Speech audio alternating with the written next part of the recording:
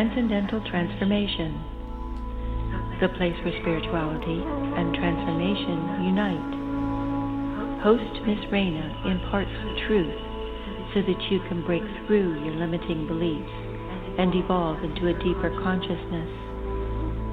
As you go about your day, remember, before every breakthrough, there is a breakdown. And now, let's start the show.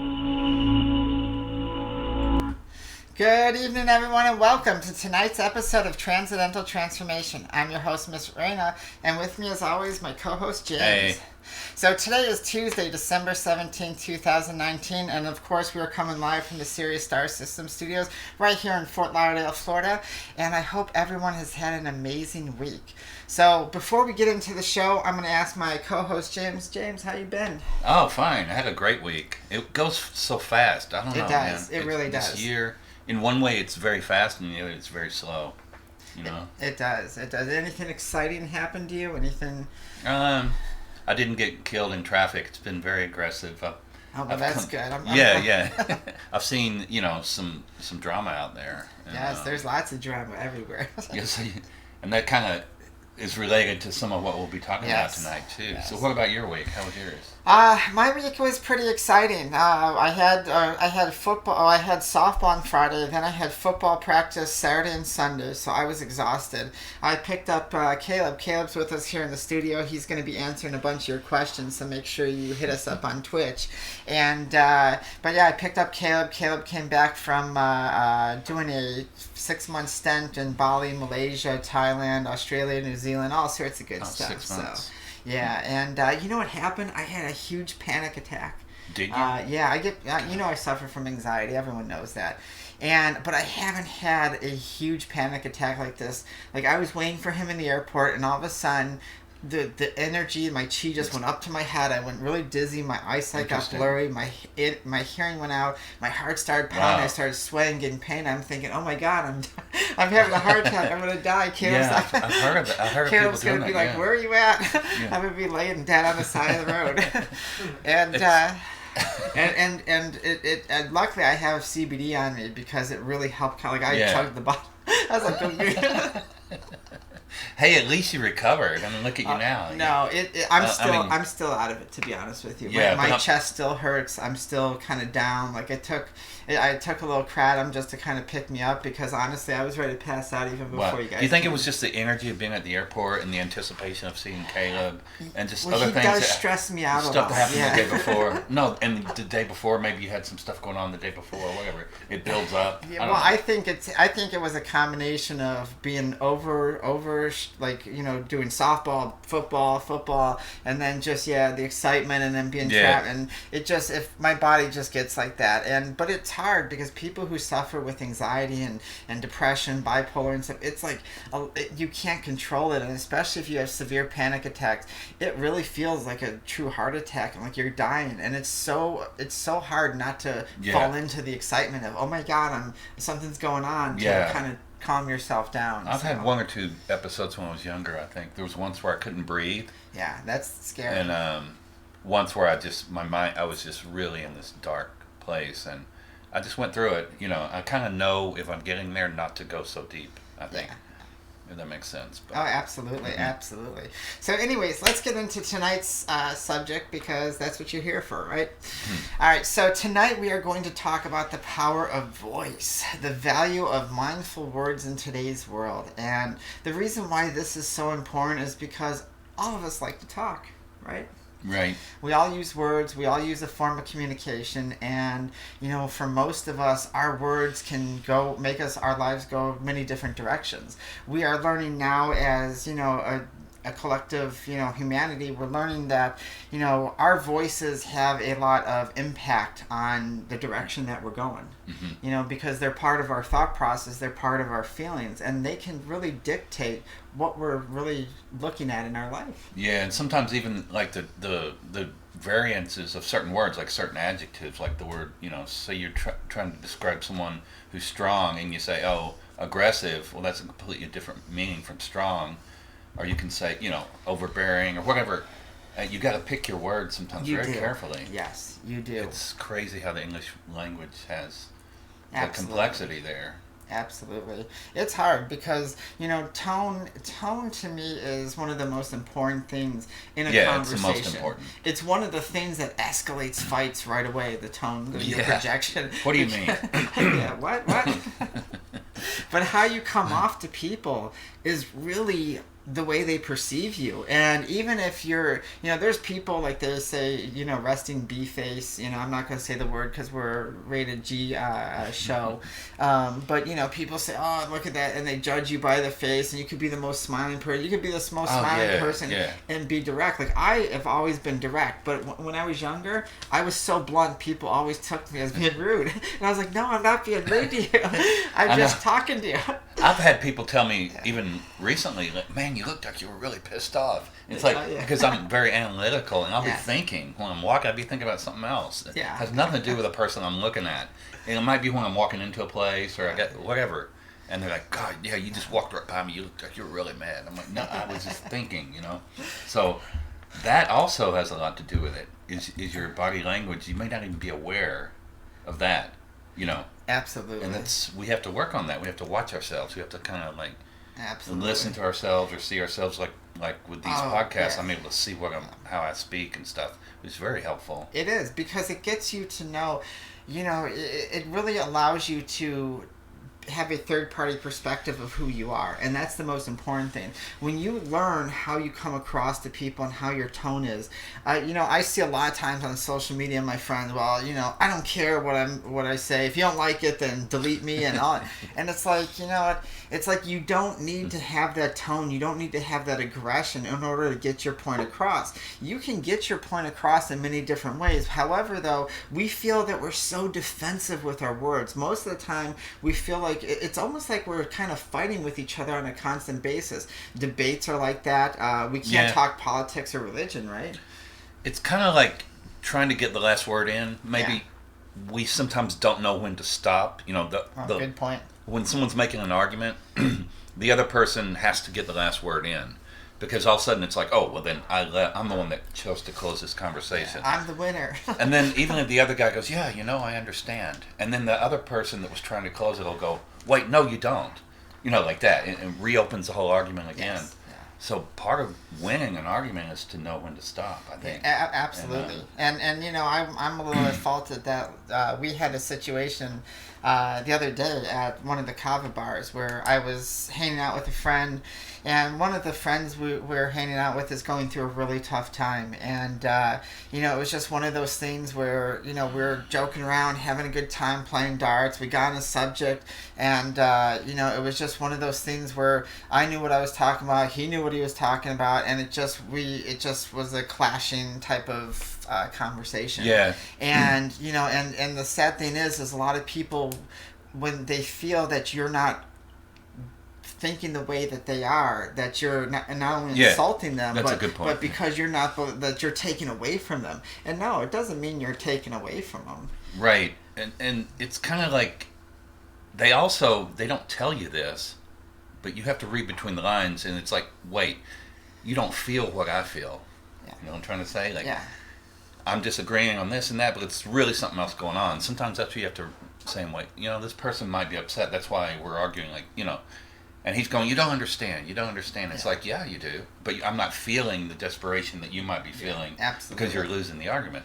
And or winning it, but... And that's the thing, is we're talking about words, and our words become our meaning. Like, they really do. We feel that if we have knowledge and we speak the knowledge, like a lot of people who are spiritual like to talk all the time, or religious, they think that by telling everyone that what I know makes me a powerful and a great person, and it makes me knowledgeable, it gives me respect, and it doesn't.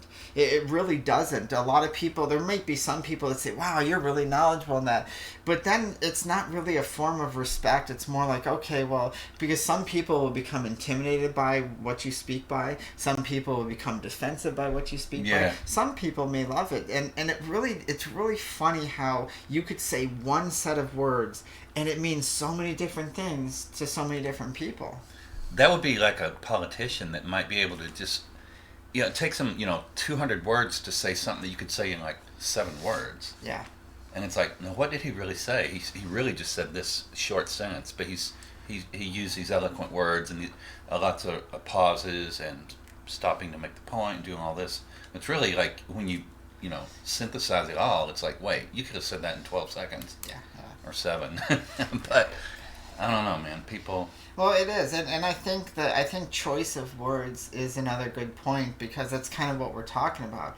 Like, are we using our words efficiently, and are we using the words that we want to speak our message or to speak what we want, and not just meaning in communication with other people, but communication with ourselves and our life. Because I know a lot of people in the spiritual community are on the trip of the law of attraction and the secret and all that stuff, but it really, I don't think people really understand your day-to-day communication with yourself and the day-to-day communication with people, dictate what you're doing. And your choice of words, like I always preach to people, like especially that come to me, I always preach to them love and compassion. It's not about teaching people your knowledge. It's not about passing that. Mm-hmm. It's about communicating love and compassion, even if you guys disagree, or even if you don't have the same lifestyles or have the same belief systems. Yeah, good point. There's something that I happened to read recently, just one of these little quotes. It may have been on Facebook or somewhere. I remember it said, is it nice? Is it truthful? And is it necessary? Yeah. So in other words, if it's not those 3 things, then don't speak. I mean, it's better, But let's take that word truthful, because everyone thinks that what they believe is true. And this is what gets everyone into fights, because there is the truth out there, but then there's tainted truth, there's belief, and then there's just flat out lies that people, and so much gets lost in the translation, because what do we end up doing most of our lives? We get taught by people. In medicine, one of the hardest things for me to do in medicine and the reason why I do so much research is because in medicine we're realizing that so much bad information is being passed down, but because teachers are teaching it to us, we're accepting it as truth. Right. And that communication, we're like, oh, well, this is true. Well, no, it's not. It's incorrect, because as we grow through medicine, we're learning that, well, these things that we thought were true, I mean, we used to say, hey, smoke when you're pregnant. It's good for you. Yeah. Yeah, I mean, and that was passed on by doctors. Sterilize everything the baby touches, every bottle, oh my God. every glass. My sister's like that. I know you're going to kill me if you see this. But some people will still kill you for that, One time I used her phone. I use my own phone now, but she went around and wiped it off with this. I'm like, Nick, I'm not going to kill you. I think they should just make some gloves that you put on in the morning that are, you just wear them all day. So. Yeah, right. But truth is really... most people, what they believe is truth is either not true or maybe tainted, because it gets passed through. Yeah. And people filters. Filters. Yeah. We filter what we sometimes see the truth that we want to see because we believe it. Yes. So if you believe it, then it's true. It's true for you. And even if it's sometimes a lie. Right. Even if it's completely wrong, you learned it the wrong way, and that's how arguments start, and sometimes then they escalate. And the choice of words during the argument is critical. It is. That's something that all of us have to learn. Have you ever seen on social media, I know you're not big on social media, maybe Caleb has, but there's a popular photo that's passed around, and it shows a pack of wolves walking through the snow up a mountain in the snow, and it has, the elders are in front, and the pack leaders are in back, and the middle people are here, and all this stuff, and it's supposed to have this elaborate thing of how nice, and people fall in love with this photo. And the fact is, that's not true. Someone created the photo, and it's fake. I mean they do travel in that, but the way they travel and what the way that's said that no, the old people do not go in front, because if they get killed off first, it gives that. It's not like that. No, they would be in the back, in the middle. I honestly don't know. I don't know wolves. but I did do research on it, and I found out that that's not true. Well, someone posted that the other day, and I said to them, I was like, hey, this isn't true. I was like, it's just just to let you know, because everyone loves fantasy. Everyone loves to hear a good story, and they fall in love with it. Well, the girl was like, well, thank you so much. I didn't know that. I'm just gonna leave it up here so people who read it realize this is fake too. So we can pass down truth. That's good. Two people on there, especially this one, was like, you know what, I don't care that it's not true. I like the way it sounds, and I'm going to believe that this is to be true. Yeah, okay. And that's the scary part. But they didn't attack you. Like, sometimes people attack you on social media. No, like, what do you mean it's not true? Of but course my it's point true. was what you were saying, nice, truthful, and and that. Well, that's a good point. And so it's like what we're choosing to believe is true, and then our communication, because we're talking about power of words here. Yeah. And if we choose to ignore the truth and choose to live in a fantasy of something else that's not true, we're going to pass that down, and that's what I'm talking about. How truth becomes distorted. Yeah, but truthful could also be honest. You're speaking from the heart. You might be wrong, but are you sincere about what you're saying? Are you being truthful? But then is that truth? No. I mean, so then it's not honesty. Right, but I'm just saying it helps if you start there. Yeah, well, I mean, a lot of people do mean well. A lot of people, but some of the greatest things, as the old saying goes, some of the greatest things in the world were done most destructively by people who meant well. And so I think we need, if we're really evolving into these, higher beings, I think we need to start getting away from these patterns of, well, that's okay if it's not true as long as your heart's in a good place. I think we need to be moving into a place where, yes, we mean well, but we also have to start seeking out the truth in the world and ourselves and making an advancement of proper communication so that these lies, because that's what we're fighting over, right? Yeah. And it's a lot of times it's like, there's something that I remember a phrase, it said, wait. So in other words, when maybe you're in a boardroom or meeting or something with a bunch of people. So what that means is, why am I talking? But, also wait. Yes.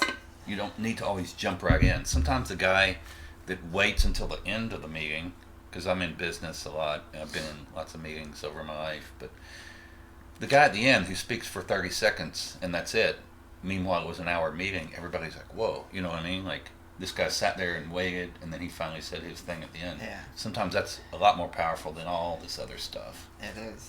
It is, and really, and one of the things that I think that helps with that is knowing your audience, because we were discussing about knowing our audience. I mean, when you talk, there's people like even the argument that I got into the other day, I should have recognized my audience and realized, no matter what I say, even if it's truthful, it's not going to be heard, and vice versa. That's because a real good point. It's not going to happen. Yeah. And I think that's when it snowballs beyond, because once we realize, once our ego realizes that this person doesn't care what I'm saying, and they're going to stick to their guns, and our ego saying, well, I know I'm right, and we're beating our chest, and we are not recognizing that our audience is not going to budge or even believe in what we're saying. I mean, there's people that, there's so much proof out there, and we won't get into vaccines, but there's so much proof out there all over the world that vaccines are really toxic for us with all the stuff that they've been adding over the years. I'm not talking about the vaccines that were in the 70s and 60s. I'm talking about from the 80s, ones. From 80s on. And but there are some people that still don't want to believe that, even with the thing. And so if I'm talking about a show doing vaccines, and I'm talking about, hey, and obviously I'm not going to go to a group of people that absolutely will not believe it no matter what, because I need to know my audience. Right. Because it's pointless, right? Right. And vice versa. Yeah, a lot of people try to manipulate because it makes them feel powerful. And I think, you need to speak. You have to establish the rapport, but also give the other person an opportunity to speak. Unless you're doing some kind of public speaking thing where you're the only one speaking. That's where you have to know your audience as well. Yes. Oh, you do. And you also need to say, okay, if there's a whole bunch of different kinds of people in there, then find a little bit for everybody, probably, to keep the interest. Absolutely. And don't just, fluff your feathers and ruffle your feathers and just... hide behind your words and make yourself all powerful. Well, I think that's why most of us do. Most of us are so lost in the sense of trying to find who we are and trying to be someone and trying to be cool and really trying to present this image for us, that I think that we just become so one-sided and we don't realize our audience. And that's why I think that we have so much trouble not accepting people who don't think exactly like us. I have friends of all different. I have friends that are Democrat, Republican. I have friends that are Christians, that are Muslims, that are pagan, that are Buddhist. I have friends that are black, white, Chinese. I have friends that are gay, straight, bi, and people are and. I like that diversity, and we don't have to agree on everything. And in fact, I prefer it. If I have friends that are constantly agreeing with me, it drives me nuts. I'm like, I need some difference here. Right. Because because our audience really tells us, and our voice really tells us where we're at and what we're looking for. And I think that it helps allow us to grow into something that allows differential in speaking. We're talking about the tone of voice too. Yeah. You know, it's something, again, if you just study, you learn from the great masters, I would say. You watch them, some of the great speakers, and see what are they doing that's so effective. Some of these people barely use any kind of fancy words. Yes. It's all in the tone, it's the presentation. Yes. It's the sincerity. I think that goes a long way. Even to win an argument, if you have the confidence, you can usually win the argument versus if you just have the stronger voice or the more powerful words and I know this because I did this. But do you think it really is about winning an argument? Because what is argument for? Sometimes. Well, because I think that's where we. Maybe it's not worth arguing over. I think that's where we lose the battle, because I think discussion is healthy, an argument is not healthy for us. Right. I would say debate is healthy and discussion is healthy. Yeah. But not arguing. If I'm on a debate team, then yes, I want to win the debate. I want to win that conversation. But if I'm amongst people, even if they're not my friends and strangers, why do I want to argue with you? Right, especially if the argument starts, then why continue? What purpose does it serve? It usually just makes someone mad, the one that loses or the one that whatever, or makes the other people mad because they're sitting there having to listen. But then that's where your voice should tell you that I'm only doing this to prove a point to myself, because that's what we're really doing. When we're banging our chest trying to say that my way is the right way, and we get all frantic when someone says, oh, I believe something different, then that's really saying that, hey, I'm not open-minded, and what I speak is only for my own benefit and only to make me feel secure. And most of the time it's probably not truthful, because if we're wrapped up in our ego, if we're wrapped up in our chaos, and we're wrapped up in this little bubble where we want everyone to think like us, then really what you're doing is you're shutting down all forms of communication, and the most important is with yourself. Right. And you also have to listen. Yeah. Part of speaking would be to listen. How many people do that? Because then maybe you don't have to speak. Maybe you listen and you'll know enough that you're going, okay, I don't have to convince anybody of anything or share this information. Maybe they already know it. Yes. Sometimes you're telling people things. I mean, do you speak to listen? Or are you speaking to speak? Because most people, do you listen to speak? Or that was my dyslexia right there. Yeah. or do you, because most people listen to just respond right. Right. I mean, do you really think and listen? To one of the techniques that we learn as people who communicate is to repeat back what the person says. Yeah, after that's a good thing. It reinforces the fact that you understand, and it also gives them the rapport and the security that they were listened to. I mean, like, this guy said exactly what I said, but he reworded it in a few different words. Yes. I mean, it shows like, wow, this guy, like, he likes me, or he admires me, or he trusts me. So that goes a long way too. It does. It really does. I think people sometimes just try to take control of the whole thing. They want to control the conversation, and as soon as you try to say something, they'll want to interrupt and try to lead it back this way. It just, you got to learn who you're talking to. It really is. Work with that. Yeah, the three things that are the most important are your tone, choice of words, and knowing your audience, because those three things will gauge directly where your conversation is going. But also, we're not just talking about, effective communication between people, but also with yourself. You really have to, when I say know your audience for yourself, one of the hardest concepts that some of my clients and my students have is I sit there and I say, well, you got to know your audience when you're talking to yourself, and they look at me like, audience? I'm talking to myself. I'm like, well, what is the subject that you're talking about? What is the emotion that you're talking about? Are you understanding at all what is in place in front of you? So if you're going through something, say like you're going through some depression because your relationship didn't work out or whatever, that's a very popular one. So are you really focused on what it is at hand that you really need to be focused on? That's getting to know your audience. So Caleb and I were talking last night, and I said, well, are you like, a lot of people will jump right into another relationship or sex to just try to patch the hole, as we're saying, just because our heart's bleeding so much. But really what you should be doing is you should know your audience, know your heart, know what needs to be focused on, and start tackling the one thing at a time in order for you to start healing in that sense. Yeah. Because if you're just jumping right into another thing, then you're not communicating with yourself. You're not understanding yourself, and then those situations come right back. Yeah, in other words, you've got to focus on what the outcome that you want. Whether it's self-talk or talking to another person or writing or just even thinking. I mean, your mind, what you're thinking becomes your word. Everybody's heard, and then your words become your character, and your character becomes your destiny, or whatever, something like that. So your thoughts is where it starts. I think a lot of people, they say, if you were to be a person that spoke or talked to themselves all the time, you're walking down the street, blah, blah, blah, blah, mumbling to yourself, everybody's going to go, this guy's crazy. But how many of us? I would say most of us, not all of us, but that's healthy, are talking in our heads. So the only difference in you being crazy versus the man that's mumbling. What are you trying to say? I'm crazy here? I'm saying most people are in their mind because the mind is running like a monkey. They call it the monkey mind. It is. As soon as you learn that part, things become a lot easier. Yeah. You have to slow that down. Yeah. But people, and I'm going to tell you guys this, when it comes to yourself, this is dumb. Stop listening to this. That's what I'm saying.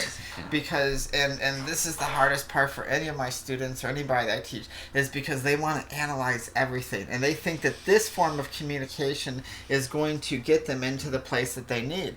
But it's not. This only plays a small part. This form of communication and the heart, the energy that brings, the understanding of and that carries over into everything else. So when you start to learn to communicate with yourself in that sense, and start to understand the way you are here, when you start speaking to others, you won't have that need to fight with people. You won't have that need to be right all the time. You can understand and respect people's differences because it's not so personal. Because you're coming from a point of, I would say, wisdom versus the point of ego. Yes.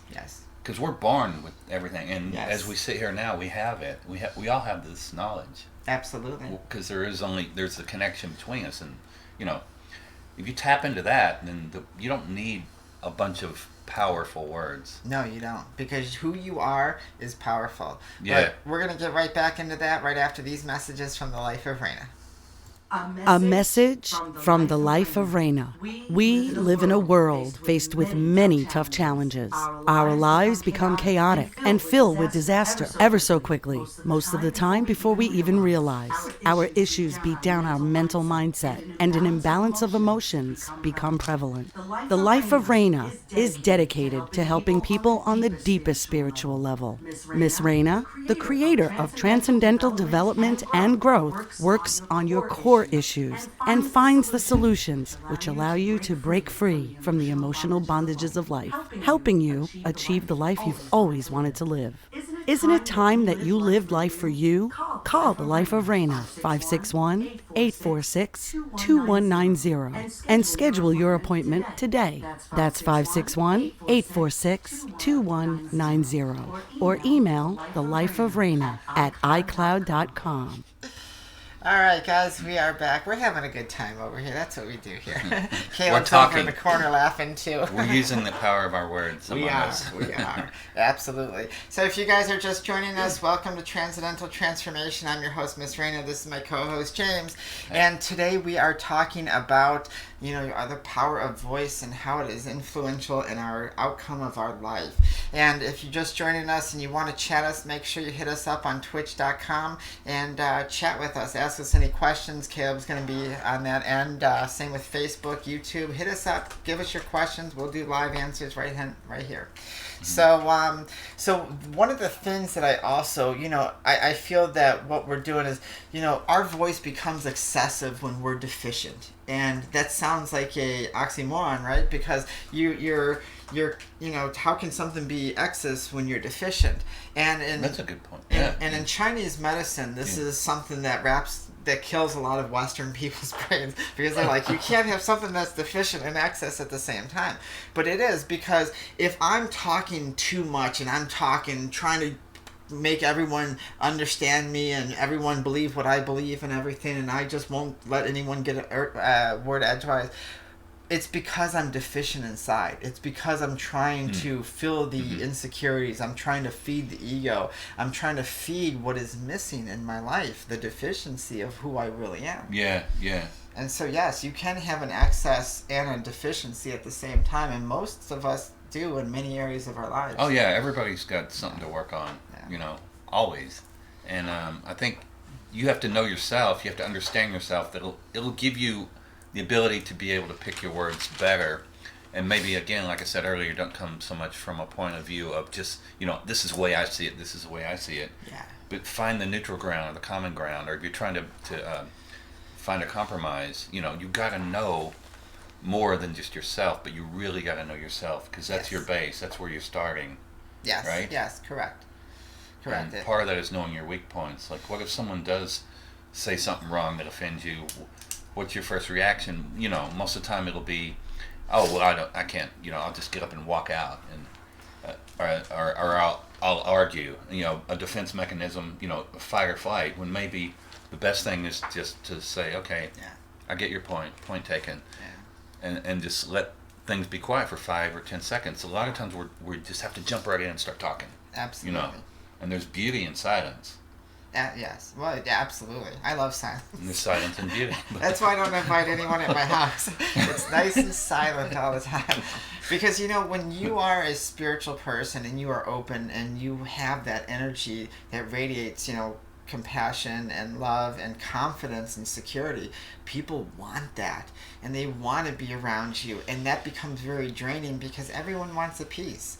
And as flattering as that is, it's kind of, I always tell people, and I was having a discussion with Caleb again, and I was telling him, I was like, that's, people want you, not for you, but because of what they see in you. Right. And that's hard for a lot of times because of that idea of, and it's like, and that you can't change, like, your communication. You can't change who you are because of that. You got to learn to work with it and then start, like reserving how you interact with people, so that they don't come and say, hey, here's James. He's a great, wonderful guy full of confidence. I want it.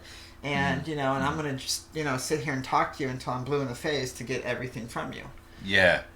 And sometimes if someone, maybe they like you, and they know, say, you have these qualities, I'm not saying, and they'll end up talking, trying to be your friend. Yes. And you're like, and you can tell they're trying to get your attention, and that's where you sort of have to maybe listen, but maybe somehow just and people are hungry sometimes for attention. Especially if you're insecure, of course. Yeah. I mean, that's the number one thing. That's the reason why everyone wants to act cool, because they want to be someone, because they're seeking attention. Right. Why are we chasing relationships? Because they want attention. Why, why? It's everything is about wanting to fill that insecurity of attention. And then there's also the ones that are too good to speak. They just want to be seen, they're too cool. And those are the most insecure people of all. Oh, I've realized that. And I used to, I was raised the opposite of thinking those were the coolest. And I think that's part of the mix-up in our society. Absolutely. These people probably don't know themselves. We're talking about understanding ourselves. Yeah. Well, these people probably don't. No, no, it's not, because they don't communicate with themselves. They don't listen to themselves, and it's hard. And one of the things that I noticed, and I hear this a lot. You said it earlier and stuff, and a lot of people say, strengths versus weaknesses. I hate that word weakness, because that means that you're not good enough. Like there's so many words that I dislike. That we vocalize that handicaps you. I hate the word disability, because that says, oh well, I'm I have a disability, that takes me out of the equation. Oh, I'm weak here, that takes me out of the equation. Oh, I have a handicap here, that takes me. There's so many words that I think that kind of handicap our growth. Yeah. To the point where I think that we need to get away. So I would like you guys to stop using the word weakness. It's not a weakness. You may have places where you're stronger at, like that more of, or you feel more comfortable, but the way you grow those other things is by challenging those parts that you view as that. A limitation would be a good word. But even a limitation, limitations are true, but if I'm saying I'm limited in this area, then that's still saying that deficient. And that's a hard to find. We need a thesaurus here. Deficiency. Caleb, get on it. I'm deficient in this area, which means there's room for improvement. Deficient, you're low on water or something. Deficient. But fill it back up. just pour it right back in. But it is, and I think that when you vocalize communication, because so many of our words are so detrimental to who we are, and if we use words like weak and like it puts our mind in a state that, well, I'm not good enough, or that area of my life isn't good enough, and then you start chasing the ego, you start chasing these things, and then all these things, tone, choice of words, audience trying to understand excessive talk and become excessive because we're trying to fill that one word that creates that insecurity. I remember something that stuck in my head. It's a little off the subject, but it was a picture of a old man in a wheelchair, just a profile of him, and up on the wall was like, the sun was coming this way, there's a shadow on the brick wall, and he was probably like in the street, just decrepit and barely alive and all, but he saw this beautiful dancer, and it said, what's important is how you see yourself. Absolutely. And he was just smiling, like, Absolutely. So that goes a long way.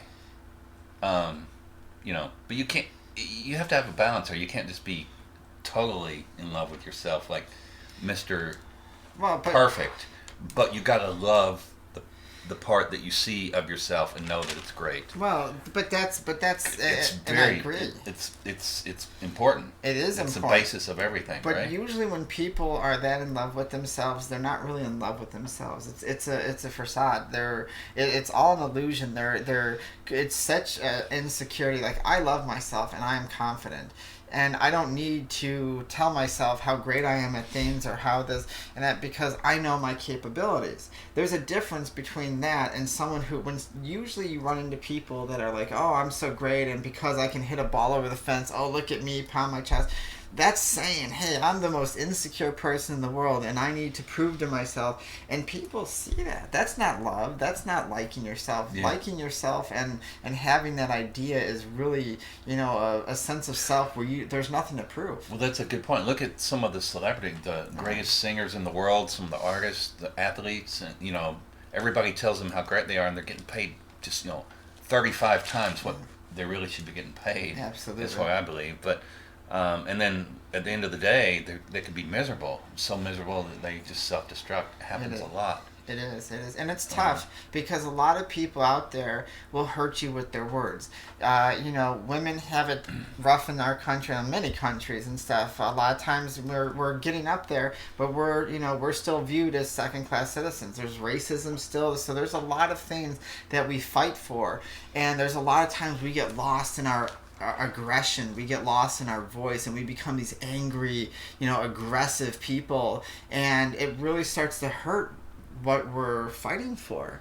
I know a lot of people that are activists, because I'm an activist too, but there's a way to go about it and there's some people that get so caught up in it that they lose sight and become the very thing that they're fighting against. Yeah, I could say that. Nothing against people that protest, but sometimes that can happen when people are doing a march on something. Yeah. I love protesting, I do, but some people do lose sight of it, and it's like, oh, you better believe in me, or I'm gonna, it becomes anger. It escalates, and it just becomes a power struggle, and based on fear. Like, if you don't do this, we'll do this, or we do that. It's kind of like, it's complex, isn't it? Yeah. Yelling is one of the least effective modes of communication.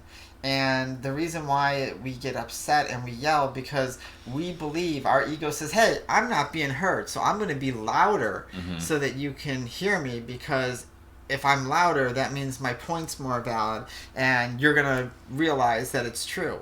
And really what you're trying to do is create either from a truth or an insecurity to create a fact. And it never works out that way. That's why communication, like when people start screaming and yelling, right then and there, like even when we were talking about earlier, and that it's kind of pointless, because at that point, that's when everyone just needs to be like, okay, this it's is already done. broken. Yeah, that's where you just need to kind of just say, okay, look, let's stop, and then we'll regroup later, something like that. You can't fix it. No, and I think people, when they're arguing, I actually think they're really trying to fix it. But they want to be right at the same time. Yeah. They don't want to really make an enemy. I don't know. Maybe No, sometimes they want to beat someone down and say, "I won," but I think they want the recognition. Like, but they do, and that's why I don't know if I agree with that, because they do want the recognition, and it's always like, I talk to people all the time, and it's always about them being right, and like I see people like they're being selfish. Is the way I view it. It's like I say something and they don't agree with me, and literally people stop saying hi to me. And I'm just like, okay. I'm like, if it's that bad, and I see that a lot. So I don't know. I think people really, it depends. I agree with you on some point, but I think with some people it's, it's my way or the highway, and that's the way it's going to be because my way is right. And that type of aggression, really is, comes from hurt, comes from that pain. happens in relationships, right? Yeah. My way or the highway. Oh yeah. In families, Yeah, absolutely. One of the parents has to have their way, so everybody in the family has to adhere to that, Yeah, absolutely. You can't be aggressive. You have to learn that if you're an angry, aggressive person, then you have to start learning to handle whatever it is that's causing or creating the aggression. Therapy is wonderful. I still go to a therapist. I love to talk to people. Helping people, talking to people all the time. I need to talk to somebody, and it helps get things under perspective, because sometimes I don't always see what's going on, and that's why I'm a big fan of therapy, having a friend that you can talk to and confide into, even just sometimes those hotlines that you can call up and talk to somebody, and that just voicing that allows that aggressive behavior, that aggressive tone, that aggression, that hurt that you're feeling, that need to be right, it lessens, because you'll start to see things. Did you know in the brain that when you become aggressive, the frontal lobe shuts off? Because our frontal lobe is cognitive thinking. It's rational thinking.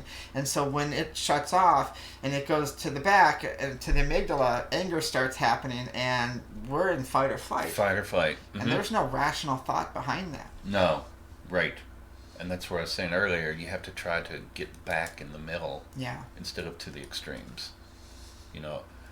Or you could overanalyze the whole situation, just stand there and not do nothing, and you go blank because you're overanalyzing. So you got to find that middle, Well, I think when it comes to aggression, it's you've lost the rational thought of thinking. There is no middle, because when you're at the point of aggressive talking, it's like being in a Lamborghini, hitting the gas pedal and just flying, and trying to hear, people at the side of the road screaming, hey, this might, what's going on.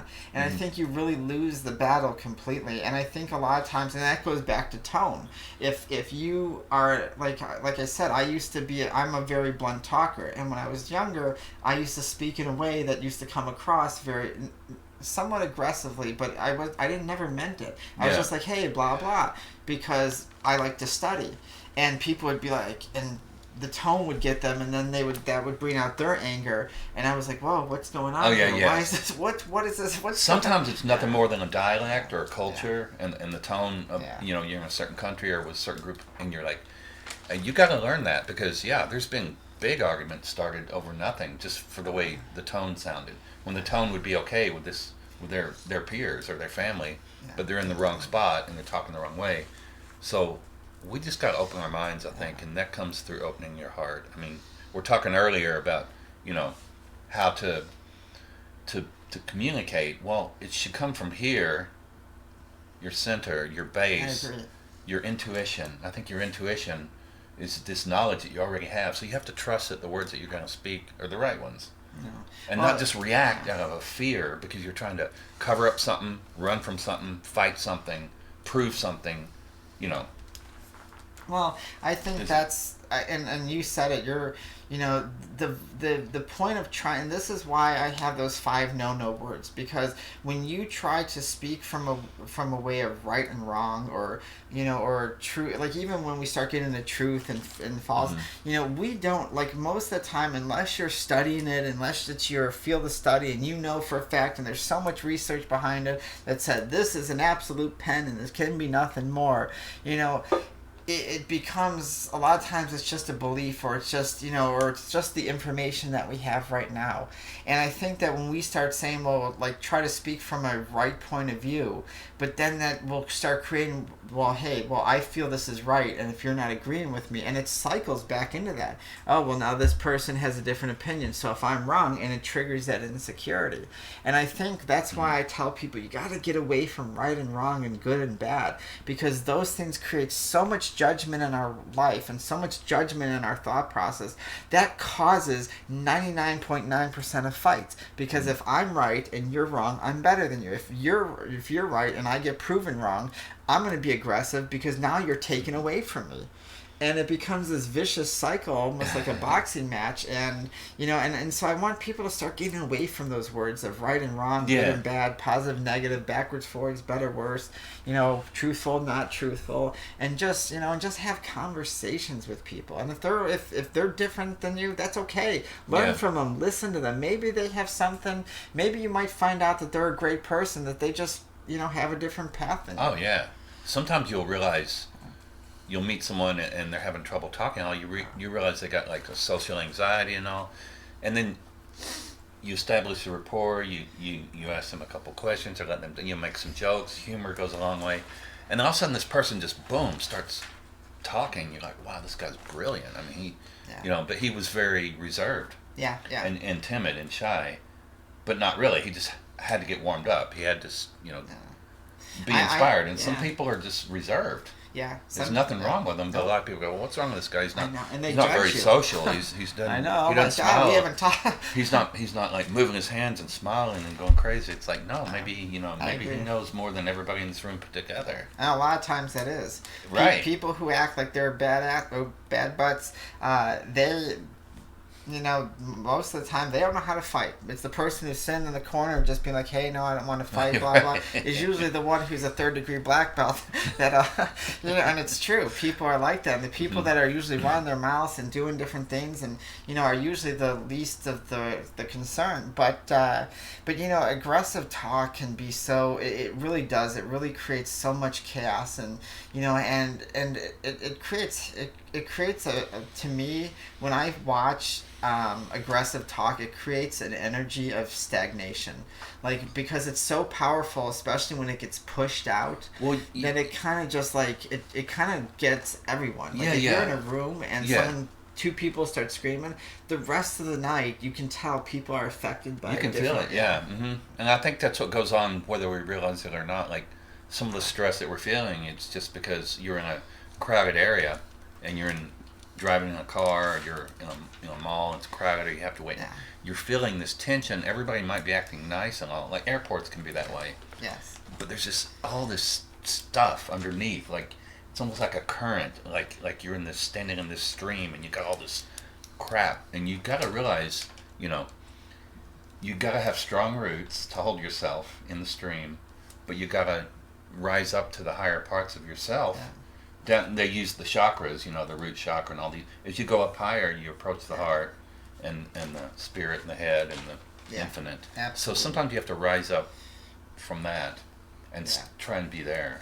Well, right? you have rising up is just a sense of self. And I try to get that message to people. Right. When you like I study certain things, and there's certain things that I know, and if someone wants to fight me on that, that's okay. I let them fight me on it. There are certain things I don't know, and then I'll listen. When you understand who you are and where you're at in your life, you'll feel the need. That doesn't mean you'll be perfect. I'm not perfect. I lose control once in a while. James isn't perfect. He loses control all the time. No, I never do. Like maybe like once every 6 years. but you know you can't, like, when you know who you are, and it doesn't matter anymore. Like, I listen to a lot of people that try to tell me a lot of things about life, and you can tell that they don't know what they're talking about. But because of where they're at in their life, they're trying their best, and I'm not going to put them down for that. Hey, you know, that's where you're at. That's what you understand at that. You know, everyone has limited consciousness. And I want you to remember this, and we'll talk about this on another show, because every single person, including you, has limited consciousness. And what limited consciousness is that depending on where you're at in your spiritual path is depending on what you can perceive. And so what you perceive is what you can understand. And so just because, so a younger soul can, like a 5-year-old can only perceive certain things because their brain is only in a certain place. They have only had certain experiences. Someone who's in high school can perceive more because they've had more experiences, they've lived longer, they've been through more, and it goes like that. And so should you really, if you're we don't talk to 5-year-olds and be like, oh, you're stupid, what? That's not blue. What are you calling out the crayon, what are you calling out the lines for? Come on.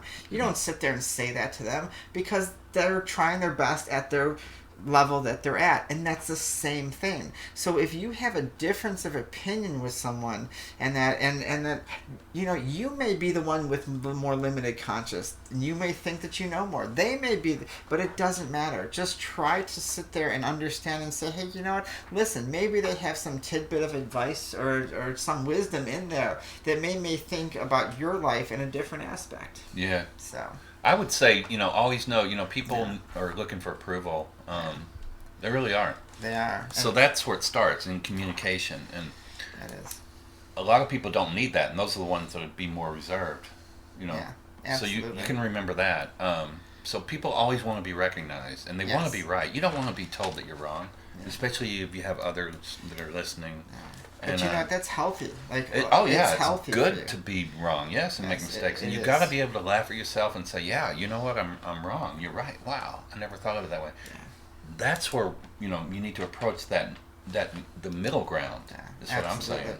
You can't stand your ground, because as soon as you do that, you've got this other force on the other side. It's true. The only way things will work is when you meet in the middle. Absolutely. It sounds simple, but it's one of the hardest things to do. And the reason why, and the last thing we're going to talk about, because we only got about 5-6 minutes left, and the last thing, and that brings us into the last point, is victim.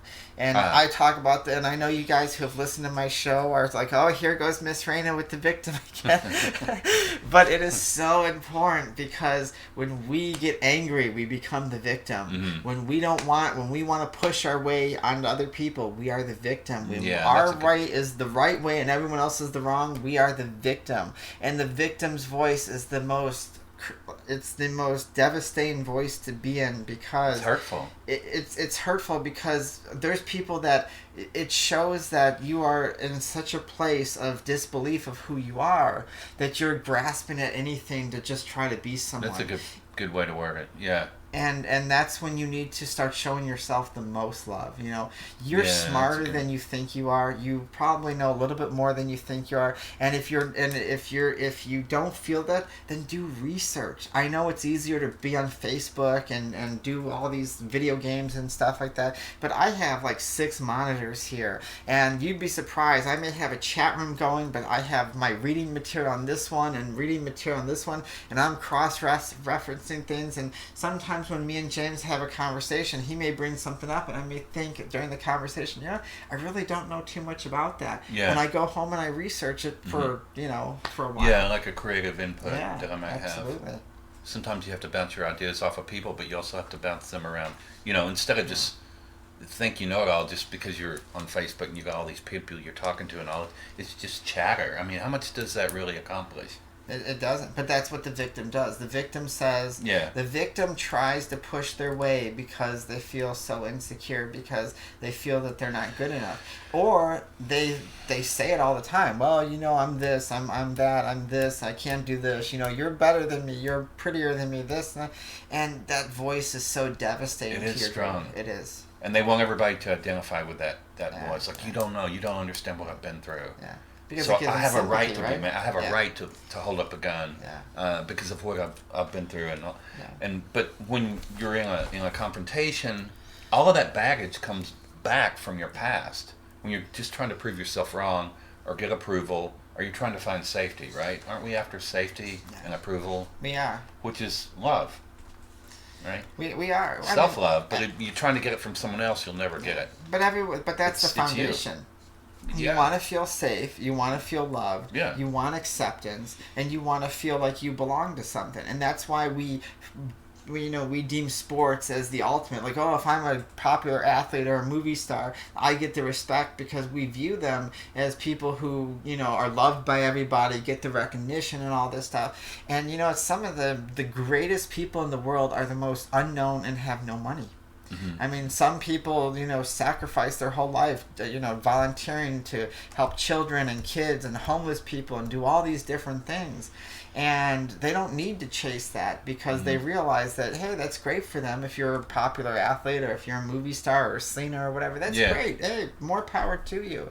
But that doesn't bring you the recognition. And a lot of people who are famous say, God, I hate being famous because doesn't bring you the attention that you actually want. Oh, you'll hear someone's famous, their house got burned down, and they're like, wow, this was the greatest thing that happened to me. Yeah. I mean, don't go burn your house, but anyway. It is. But, well, you know, I think we're going to wrap it up for today. Yeah, I think it was we good. should, yeah. You know, I'm tired. I want some sushi. Me and Caleb are going to go for sushi. You're more than welcome to come, too. We're going to go to this cool sushi buffet place that, oh, it's so good. Oh, it's just this huge buffet. I love sushi. I'm hungry. Can you tell I'm hungry? I got to feed this belly. Caleb's over there like, yes, let's go. But next week, we are going to talk about understanding self. And we'll probably have a second subject because the last 2 or 3 weeks we haven't had a second subject. So the first subject will be understanding self. We haven't put the whole show together yet, but it'll be something else. But yeah, so guys, if you guys have any questions after the show, please feel free to write us at Transcendental Transformations with an S at gmail.com. Don't forget to hit us up on Facebook at facebook.com/Transcendental Transformation. Make sure you hit our YouTube at Transcendental Transformation, our Periscope, and our Twitch channel. Yeah, that's a full mouthful each and every week to say. Just search, you'll find us. It's there. It's in the link below and all that stuff. So, but all right, guys, I want you to always remember to believe in yourself. It's not our abilities or our talents that make us who we are, but it is our choices. Thank you and have a wonderful night. Good night, everyone.